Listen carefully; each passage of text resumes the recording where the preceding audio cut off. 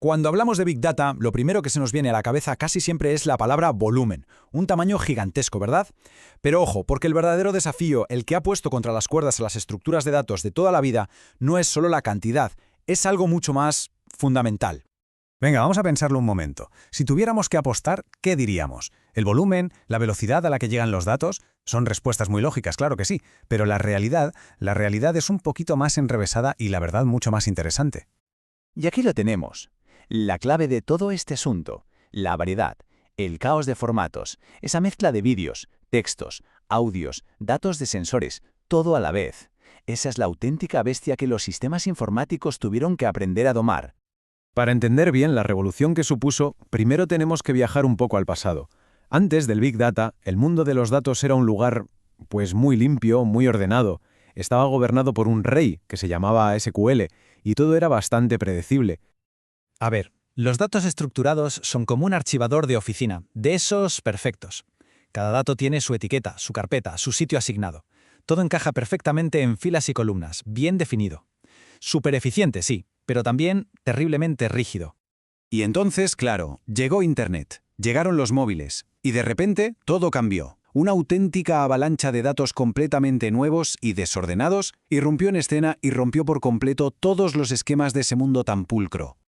Y para que nos hagamos una idea de la escala de este problema, la cifra es asombrosa. Se calcula que alrededor del 80% de los datos que generamos hoy en día no encajan en ese modelo tradicional. El 80% es una mayoría aplastante de caos informativo. Los datos no estructurados son, pues, todo lo contrario al archivador. Son más bien una pila gigante y desordenada de fotos, cintas de audio, correos electrónicos, documentos de texto. No hay un modelo fijo, es información en su estado más puro, más salvaje. Y justo en medio de esos dos extremos tenemos los datos semi-estructurados. Podemos imaginarlos como las cajas de una mudanza que tienen una etiqueta un poco genérica como cocina, pero dentro hay una mezcla de cosas. Ficheros como XML o JSON usan esas etiquetas para dar un poco de jerarquía, pero vamos, sin la rigidez de una tabla. Así que el punto crucial es este. El sistema antiguo simplemente se rompió. Las bases de datos SQL, con sus esquemas tan fijos, eran incapaces de almacenar y procesar de forma eficiente esta nueva realidad de datos tan diversos. Hacía falta una nueva filosofía, un cambio de chip. Y esa nueva filosofía, por supuesto, llegó.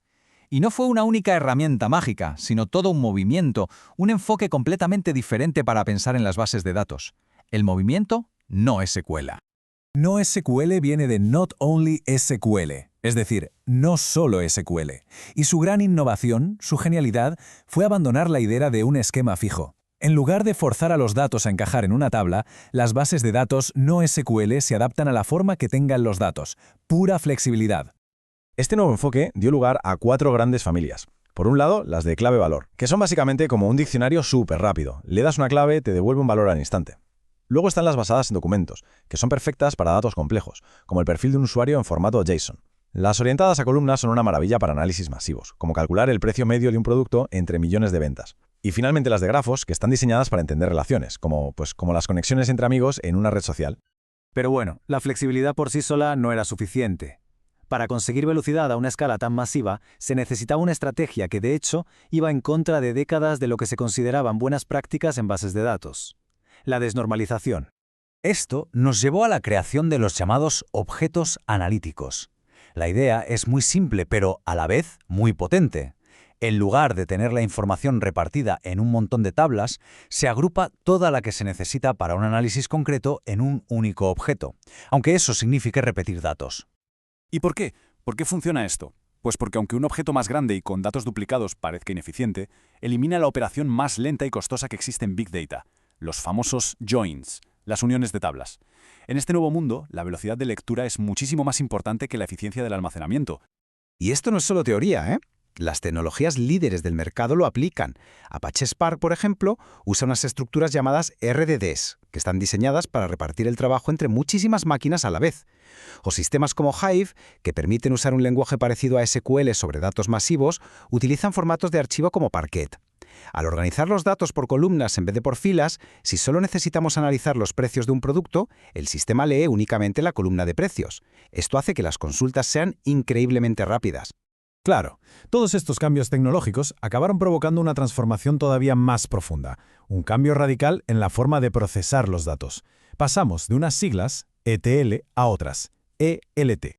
A ver, el flujo de toda la vida era extraer, transformar y cargar, o sea, ETL. Primero se extraían los datos, se limpiaban, se estructuraban bien y luego se cargaban en el sistema, pues el Big Data le dio la vuelta a la tortilla. Ahora es extraer, cargar y transformar, ELT. Es decir, primero se carga el dato en bruto tal cual llega, y solo se le da estructura mucho después, justo en el momento en el que se va a analizar. Vale, y después de todo este recorrido, ¿por qué es tan importante esta revolución en las estructuras y en los procesos? ¿Qué hemos ganado con todo esto? Pues la respuesta es sencilla. Nos ha dado la capacidad de analizar el mundo tal y como es, complejo, masivo y desordenado. Nos permite sacar información valiosísima de correos electrónicos, de vídeos, de audios, fuentes que antes eran sencillamente imposibles de analizar a gran escala. Venga, vamos a resumir las ideas clave para que quede todo claro. Primero, la variedad es el verdadero desafío, no solo el volumen. Segundo, NoSQL nos dio la flexibilidad que necesitábamos para afrontarlo. Tercero, la desnormalización y los objetos analíticos nos dieron la velocidad. Y cuarto, el cambio a ELT nos permite trabajar con los datos tal y como son, en su forma original. Y todo esto, claro, nos deja con una última pregunta flotando en el aire. Ahora estamos entrando en una nueva era con datos generados por inteligencia artificial, por el Internet de las cosas, por realidades virtuales. La variedad no va a hacer más que aumentar. Así que, ¿qué nuevas estructuras y qué nuevas filosofías surgirán para domar esta próxima ola de complejidad? El juego no ha hecho más que empezar.